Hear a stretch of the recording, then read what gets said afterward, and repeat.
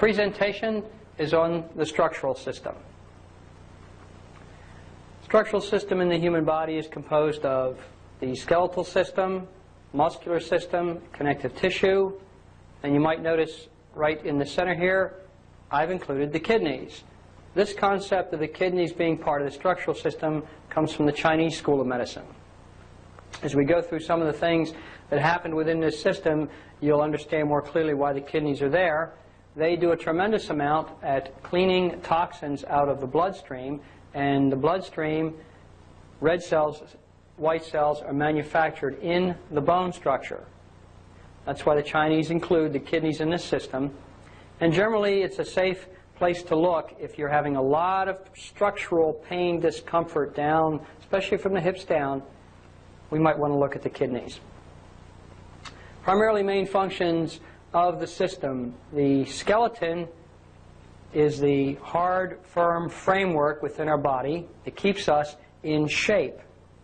Now there's other animals that have what they call an exoskeleton, like a crab, where there's this very hard outer shell, and that keeps them in shape. Ours is done inside, an internal scaffolding, so to speak. Inside the bone, as I mentioned, relative to the kidneys, in the marrow, in the bones, is manufactured our red cells and white cells. Then we have the muscular system laid over the bones. Muscular system provides the motive force, the ability to move this organism around and to tie the bones together to keep them from coming apart. There's connective tissue between the bones, the muscle, things like cartilage, tendons, so forth. They are to keep all of this kind of tied together. Not part of the structural, but outside of that is the bag we live in called our skin. Muscles provide the motive force, and the bone is the framework upon which everything goes. Now, for a muscle to move something, it's interesting to note that muscles cannot expand and push something. All movement is based on contraction of muscles. Muscles contract and then relax.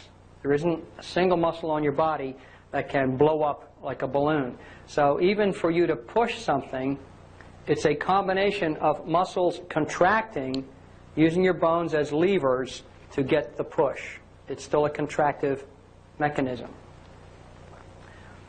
Some of the things that happen within this system. Muscles can deteriorate, can weaken, get inflamed, get bruised. We'll talk about supplements and herbals that would help with that. The food of muscles is magnesium primarily. Connective tissue, we'll talk about a great little herb, gotu kola, does a lot for that. Within the bone structure, other than breakage, wear and tear, there are two major problems with the bone structure that develop. One would be arthritis, and the other would be osteoporosis. This entire organism, and we touch on it in every one of our series, must stay alkaline, especially these things you see here.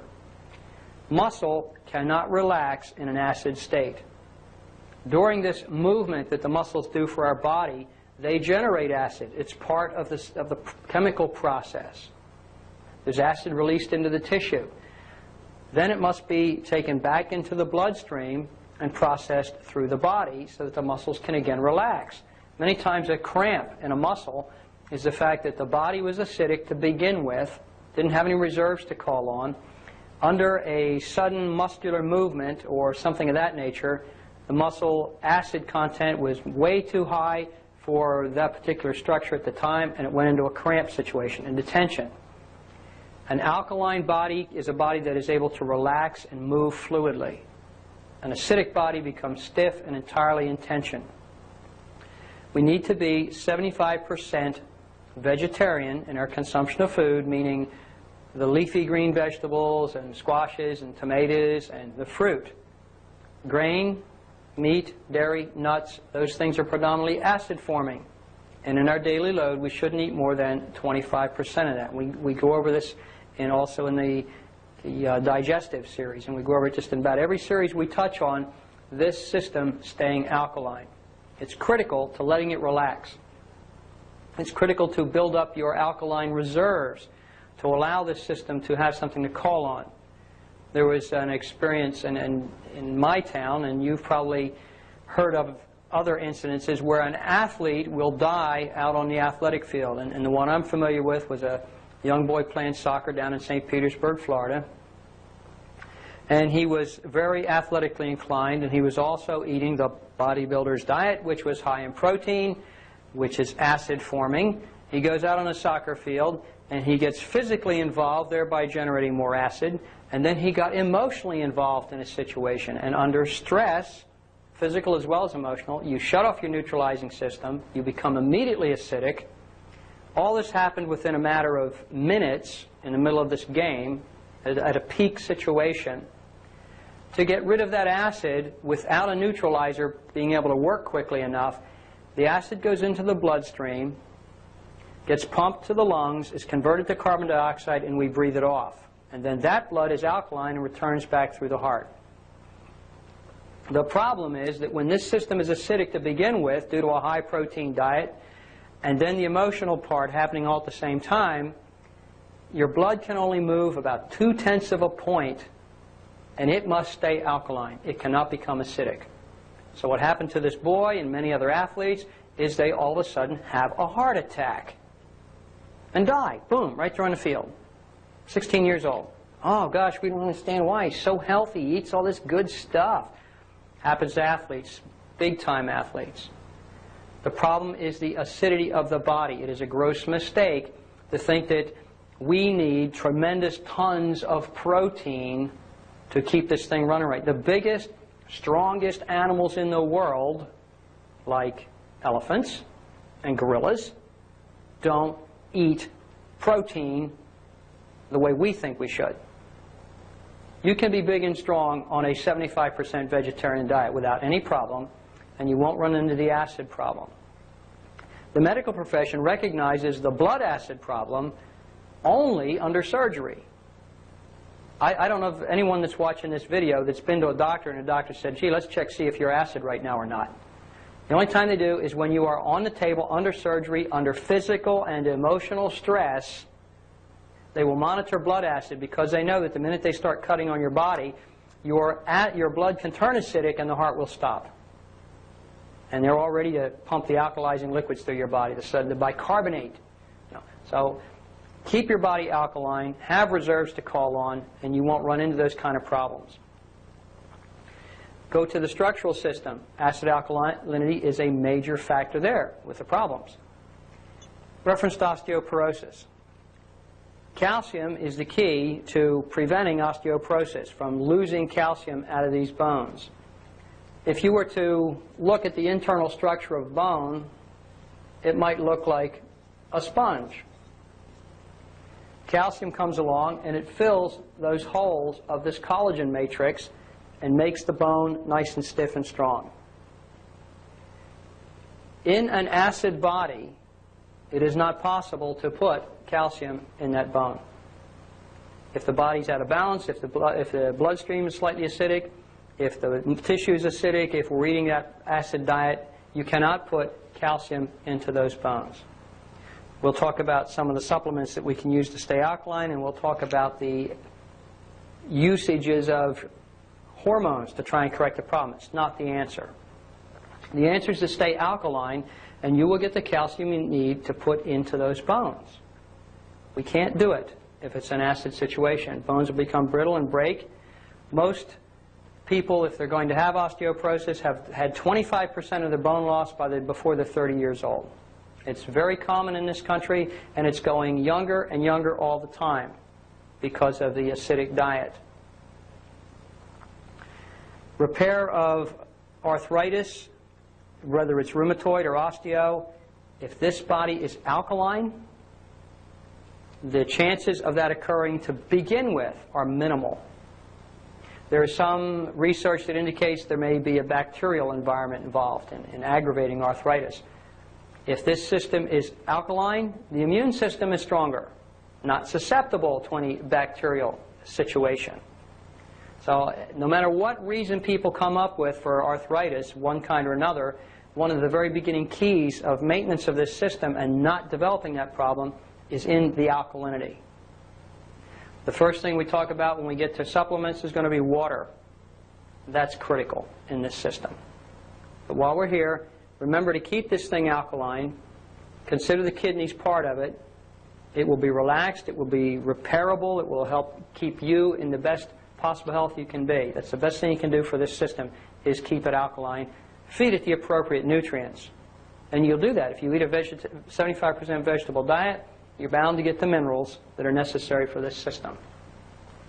We'll go on over to the supplement chart now. So I mentioned 3 parts of the system: bone, muscle, kidney. And we'll go around some of these supplements here and what they do to affect the system. Reference to alkalinity. The greatest herb for alkalinity, alfalfa, right here. Full of trace minerals.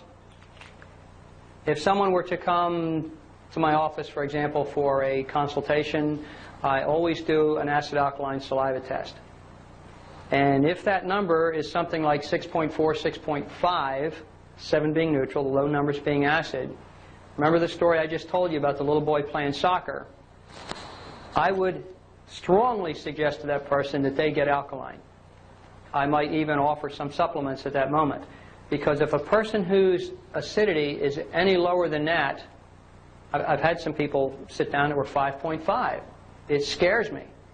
Because if they went outside in the parking lot and had to change a flat tire, they could drop over from a heart attack. And as I've told people before, that's not good for business. You've got to step over them when you come back into the office. Get those people alkaline as soon as possible. Talk about the nutritional changes. Offer them some alfalfa. That's the quickest way to get the body alkaline while you're making nutritional changes. Magnesium, mentioned, is the food for the muscles. We can do this sometimes with the herb hydrangea. Excellent source of magnesium. Very relaxing, soothing to the muscles. One reason a Epsom salts bath is so relaxing. It restores the magnesium levels to the muscles by absorption. We'll move on down a little bit. We have valerian root here. Valerian is a muscle relaxer, several mechanisms. It contains magnesium and calcium. Calcium is the other mineral for the muscles and the bones. We'll come back to that for bones. But right now we'll put calcium and magnesium together in the muscles. Valerian root is excellent for relaxing, toning, strengthening the muscles. Valerian root also contains some active ingredients called valtropates. I don't know if most everybody that's been in the natural health business for a while has heard how the term valerian was adulterated slightly and became Valium. The pharmaceutical people found that the active ingredient in valerian root, valtropates, were in fact central nervous system relaxants. They truly work on the system. So they decided they wanted to get that on the market, changed one molecule, and it became Valium, and it became patentable. But it also became addictive and damaging with its side effects. Well, valerian has virtually no side effects, with perhaps the exception of its odor. Most people find that valerian root, fresh valerian root, has an odor similar to dirty underwear. And unfortunately, if you were to have to use 16, 20 capsules a day, or 4, 5, 6 cups of tea, a couple of days, you would start to wonder if maybe you weren't doing your laundry properly. But valerian is fantastic for the muscles and the bones. Wonderful healer in there. We'll come over here to Gotu-Kola. We'll work in bone and muscle. I'm going to write a word here. That should be a C. O-L-L-E-G-E-N. Collagen. C-O-L-L-A-G-N. Yeah. The collagen structure. Everything that the matrix of the bone is collagen. It's a form of protein. The cartilage between the joints is a form of collagen, even back all the way out to your skin. But this is a protein-formed material. Gotu-Kola will heal all kinds of collagen structure. Things like tendons and ligaments. If you're having problems with those, you do some of the things we'll talk about, but Gotu-Kola would be included in a health program to help strengthen and help heal those types of situations. Phosphorus is another major ingredient in bone.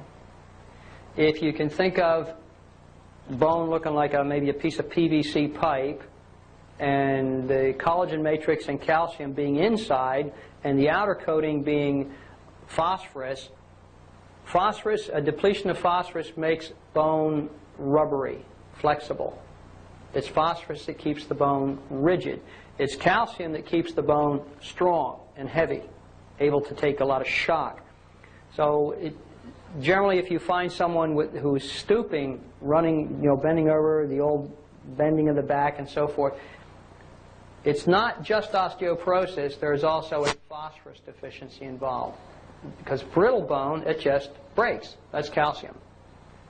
Phosphorus-depleted bone bends. So phosphorus is very important in our diet. High in a few vegetables, not a lot, but very high in meat. And I've seen some analysis. People come in and say, well, the doctor says my blood here shows that I'm very low in phosphorus, says I should eat more meat. Well, we need to go to the plant world and get into the cruciferous vegetables, for example, and get more phosphorus into our system. The sea vegetables have phosphorus in them, kelp, so forth. But if you just try to raise your phosphorus level by eating meat, you're going to get into that acid situation. And then you're going to take the calcium out of your bones, so you're going to trade one problem for another. Good, balanced vegetarian 75% diet with its 25% over on the other side shouldn't be a problem with phosphorus. Over here I have dandelion, and dandelion's here for the kidneys. Dandelion is an excellent herb it's kind of a bitter herb. It strengthens the kidneys, it cleans them, it's a good mild diuretic. Dandelion would be something we would use for the kidneys, and also parsley. Parsley is excellent for the kidneys. I have to give you a little qualifier on parsley.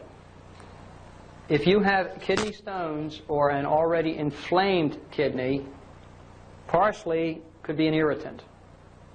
But for average health and maintenance of a kidney, as a diuretic on a healthy kidney, parsley is excellent. But if you're already into a crisis, I would not use parsley. It can be a little bit of an irritant. Go to the dandelion, go to uvarisci for healing the kidney, something of that nature. We do quite a bit on the kidneys in the urinary system. Okay. Vitamins A, B, C, D. They're the basics. Basics for everything. These same four, you always hear about D especially being for bone, and it really is. Phosphorus, I'm going to go to something D. A lot of people will tell you have to drink milk to get your phosphorus and your D. First point you might consider, if you were to read the label on a container of milk and they were to actually tell you, and sometimes they do, how much D is in there, now you have to remember that it's added back into the milk. Because when the milk is processed, it's destroyed. So they add the D back. And personally, it's not the particular kind of D I would want even as a supplement. But let's assume they add it back. And at the dosages that they add it back, if you drank the quantity of milk that the marketing system recommends, you would be toxic on D. It's quite possible to do that. But since you don't get toxic by drinking milk on the D, then that says you can't get the D out of the milk, even though they put it back in there for you. So don't buy into that program. The other thing that you cannot get out of milk is calcium. I don't care what the guy with the white mustache says. When you cook it, you lock up the calcium.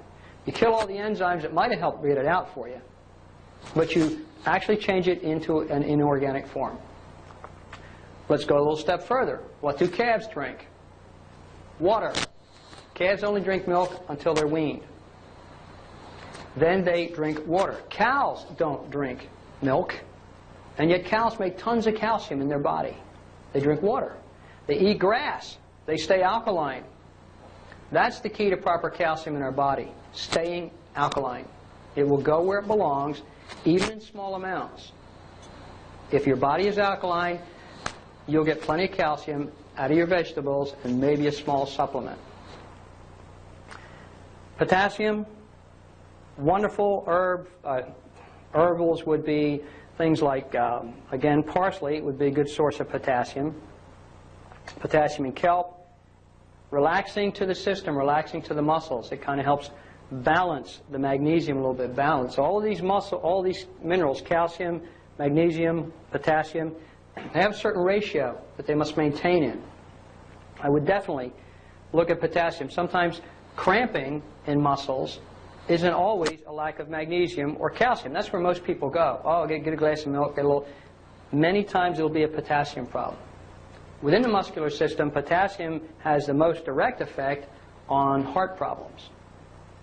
Magnesium might lead to some irregularity, but potassium will lead to weakness of the heart muscle. Make sure you're eating lots of green vegetables, the green leafy kind. You won't have a problem with potassium. Excuse me.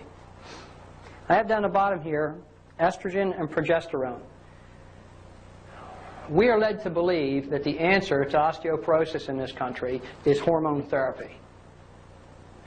If that were correct, the 300 and some thousand pounds of estrogen that they pump into us every year should have cured osteoporosis by now. But it doesn't. It doesn't stop it. It doesn't do almost anything. The people that are using hormone therapy, 99% of them are acidic because they're also eating the standard Western diet. And if you remember earlier, I said you can't put calcium into a bone in a body that's acidic. It will stay in solution. In fact, it will pull calcium. And you will excrete it and you'll store it into other tissue. An acid body makes bone spurs. An acid body makes a hump back here. There's a lot of problems with taking high calcium supplements in an acidic body. Let's go back to the hormone. Reference to estrogen, which is the thing most commonly recommended and prescribed. Estrogen affects a thing called osteoclast. Within our body, osteoclasts go around from the bloodstream to the bone area, and their job is to dig the old deteriorating calcium molecules and structure out of that collagen structure we talked about. And they do it slowly. It takes about 7 years to totally rebuild the body. So the osteoclast is just kind of pecking away at, kind of like digging the mortar out of an old chimney. Progesterone, on the other hand, stimulates a thing called an osteoblast. The osteoblast's job is to travel around to the same bone structures, take fresh calcium out of your bloodstream, and put it into the collagen structure, into that matrix, and build brand new bone for you. I like to look at this thing as if this is the guy standing there with his finger in a dike, Mr. Estrogen, and progesterone over here is the building crew coming along building a new dam for you. Now you decide what your approach would be, but I think I'd rather have a building crew than some guy standing there with a little putty trying to take care of a hole for me. Estrogen is not the answer. If you are going to work with hormones, reference to osteoporosis, work with progesterone. It is from progesterone that we make all of our other hormones. So if your system is in balance, if your liver is strong, if your thyroid and adrenal are in good shape and all that, progesterone will be made into the estrogen that you might need. But to start here, you skip that step, because on a hormone scale, estrogen's down here, one of the last things made. Progesterone's up here, making a whole bunch of stuff. That's a medical term, by the way, stuff. Work with the progesterone. It will do the most good reference to hormones. But even getting hormonally balanced will not compensate for an acid body. Get alkaline. There isn't enough hormone strength to compensate for that acid alkalinity. It can't happen. Also remember back to we talked about some hormones. Glandulars. Your thyroid, parathyroid, is responsible for maintaining blood calcium levels so that your bones can be fed. If your thyroid is out of balance and it affects your parathyroid with your nutrition, you will pull calcium out of your bones because of that. That's its job. Got to keep the blood level up. So it's not just a hormonal thing, and that's what we're led to believe, that, oh, we can take care of osteoporosis with hormones. Another caution. A number of years ago, I guess it's been about 3 now, a pharmaceutical came on the market that was supposed to build strong bones. And it seemed to, because on the original work and on the scans, it showed bone density increase. Actually, it showed heavier bone. The word bone density shouldn't be used with that particular pharmaceutical. First caution that came out was, oh my gosh, we forgot to tell these people that when they swallow that thing, they shouldn't let it touch their mouth, they shouldn't let it touch their esophagus, they shouldn't let it touch their stomach, because it'll burn a hole in it. Oh, well, how are you supposed to take it? Well, you're supposed to wolf it down and gobble a gallon of water as quickly as possible. Keep that thing moving. There were a lot of problems with it, and there still are. Now they're gradually beginning to admit that what that pharmaceutical does, it builds heavy bone, not strong bone. So what you're seeing on the scan is a layer of clay on the outside of a weak sponge. Now you can take this nice little sponge and do yourself an experiment. Take some plaster Paris and wipe it on the outside of the sponge. Oh wow, looks like big, thick, dense bone. Snap. It will break because there's nothing in the holes in the sponge. There's nothing in the collagen structure. The pharmaceutical does not put calcium into the collagen structure. It lays it on the outside. It's misleading and it's questionable. I would not allow anyone in my own personal family to use that. I would get them alkaline. I would work with this system of herbals and build that bone. If there was hormone balancing necessary, I'd work with progesterone. Generally, what we use for a source here is something related to the wild yam. We use wild yam products. Wild yam is a precursor to a phytoprogesterone.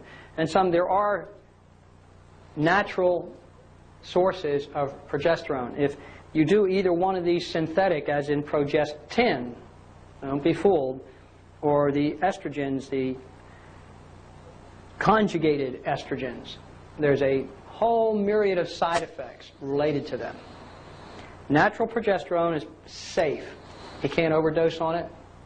Your body will use what it needs. Your body will break it down into what it needs, and it will pass it away.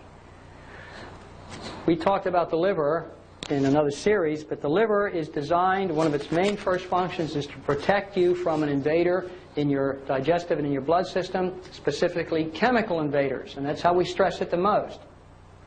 When birth control pills first came on the market, they were natural, but they didn't work. They weren't very reliable. The reason is that the liver's job, one of them, is to clean those hormones out of your bloodstream on the first pass through the liver. So you'd be taking your pill, and it might seem to work, and it might not, because the liver would be doing its job correctly. To use natural progesterone as a birth control thing, you would have to take massive doses of it. Now, the American Indians did, and they used it a long time ago for that. I don't recommend it for that. So what the pharmaceutical people did, said, well, we're going to fool the liver and make more money. We will synthesize the progesterone into progestin by changing a molecule or so. Then, since it is synthetic, the liver doesn't know what it is and lets it pass. It's a toxin. But it can't deal with it. It can't recognize it. It doesn't know what it is on the first pass. So it goes on about and then fills up your receptor sites and acts like a progesterone. But along the way, it's causing some side effects. So the best way to do the progesterone is in what we usually use, a wild yam cream. You do a topical application, it's absorbed into fatty tissue, take it into the blood, and you bypass the liver first time around. So you get it into the receptor sites. That's really the best way to do the progesterone situation, is with wild yam. We'll go back through some of these, make sure we got them done right. Important ones. I think almost everybody needs a multiple vitamin. Even if you're buying your food in a health food store. The soils that those vegetables and foods are grown on, it's up to the grower to put the fertilizer on. And if they're not composting and they're not turning soil and they're not putting plants back in, you could even get organic foods that are deficient in many vitamins and minerals. What organic really means under current definitions is no pharmaceutical, no chemical pesticides, has nothing to do with fertilizer, just pesticides. And it's usually within a year. On the plant, on the ground, no pesticide within a year. That's organic. Doesn't mean it had good fertilizer. It might have standard phosphate fertilizer. It might have, could be anything in there. Could be a chemical fertilizer. It could still be called organic under most of the current definitions. So most everybody, I would suggest a good basic multivitamin. And I like to point out that if you decide that you're going to take a 1-a-day type and put yourself at 100% of RDA, I define RDA as death maintenance for a rat, because that's what the research was done. At the level of maintenance just over death is what RDA is. It's not therapeutic, and it has nothing to do with building. The only time RDA 100% would be of any value would be that if you were definitely getting good food. To eat in a fast food restaurant all day and take a 100% vitamin, it's downhill all the time. I usually take something that's averaging about 400%. So that there's some that are a little higher in that formula, but you get down your A, B, C's. Some of the B's are going to be like 1,200%. The A might be at 200%, but not 100. Don't be deluded by that 100, or misled rather. The delusion comes later when you buy into that. Remember the kidneys, dandelion, parsley, excellent for them. Remember gotu kola, repairing collagen structure. Not only within the muscles and the bones, eyes, retinas, anything of that nature, any tear in muscle tissue. Gotu kola prevents scarring. If you're going in for surgery, you would be wise to take fairly large amounts of gotu kola before you go in, during, after. Prevents adhesions internally. Prevents keloids, external scarring, the big heavy scarring. Personal experience, my daughter had 4 wisdom teeth removed the same day. And we had her on gotu kola for 5 days before that at, I think it was 12 capsules a day. Went through the surgery. I had her stay on it.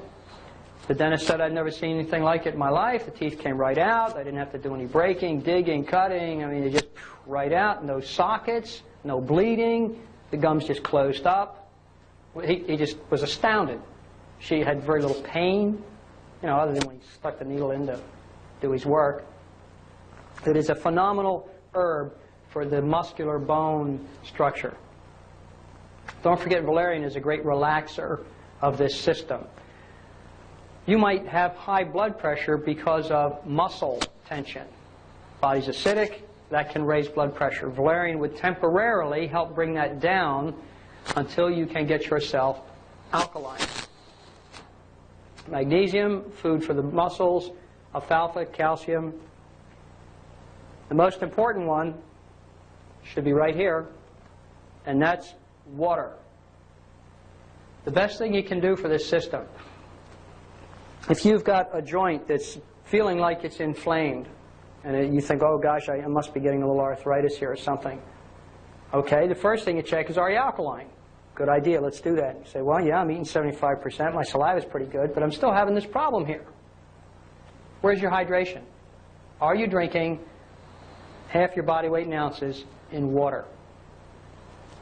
What water will do, where these two bones come together, there's a little sac, a little cushion on either end, and a sac between them, the bursa sac, and it is filled with fluid, which is predominantly water.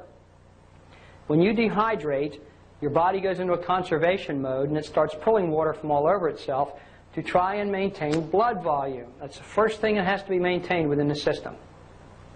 So it'll pull water out of all kinds of things, and it'll pull it out of your joints. So over a period of time, that little sac gets thinner and thinner and thinner, and you start to get some discomfort, some inflammation, some soreness, and if it gets too thin and the bones start to contact, then the body will pump a highly concentrated fluid in there, serum, looks like, for lack of a better word, pus, to try and put a cushion in there. But it can't pump too much in there because it's going to have to use some water to do that. So now you have a bursitis, you have a rheumatoid arthritis. If the bones are breaking down and there's inflammation, you can get osteoarthritis, and it all starts with acidity and lack of hydration. Those two things will keep those joints and your bones well balanced. They're critical. They're real basic, simple stuff to keep this thing working properly.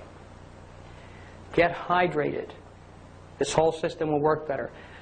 If you've ever had a deep relaxing or a deep lymphatic massage, or you've had any kind of heavy massage work, or even after exercise, the counsel that should have been given you is to go home and hydrate. You've got to get the acids and the toxins that are built up in your muscles out, or that were released by the massage. They're released from the muscle, now they're trying to get in the bloodstream or in the lymph system. You go home and hydrate, you'll get the stuff out of the bloodstream, through the kidneys, and out of your body where it belongs. If you have a lot of stiffness and achy feelings in your body after exercise, think about hydrating. It's absolutely critical. If we can get ourselves away from the 1 cup of coffee a day being our hydration, and get up to the minimum of 8 for the 99% of us, some of us need 10, 12 glasses of water a day, we will have everything working better for us. We can get alkaline, we can get hydrated.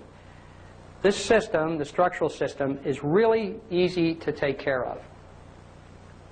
Alkalinity, hydration, they're the two keys. We appreciate your sharing some time with us, taking a look at the structural system. It's not one that gives us any problems until we let something go too long. Typically becoming acidic, leading into osteoporosis, not enough hydration, stressing the kidneys. If you're developing a lot of pain from the waist down, consider looking at the kidneys. Do some hydration. Try some of these herbs we talked about. An alkaline diet is a 75% vegetable diet. So you don't have to worry about that. Just switch the nutrition over a little bit. Take this information home, share it with other people as best you can. If you're able to give someone the understanding of how their body works and what can be done naturally to take care of it, and either they have a problem or they know someone that has a problem, they have the ability to make choices. To go sit down in front of somebody who you have put on a pedestal because of their wonderful knowledge and just let them throw information at you and you go, oh yeah, okay, I'll go do that. I don't even expect you to do that with what we're telling you. We want you to take this information, do some reading, talk to other people in the natural health business, put it to work for yourself. Give yourself and others the gift of health. It's a fantastic thing to give people. Long life with quality. It's entirely possible for every single one of us. So we offer this information. We appreciate your sharing your time with us to learn it. We'd like to remind you that at the beginning of this presentation you saw a disclaimer. And we appreciate it if you would understand that this information is just for educational purposes only. It is never meant to take the place of medical treatment or diagnosis. Please keep that in mind as you share it with people.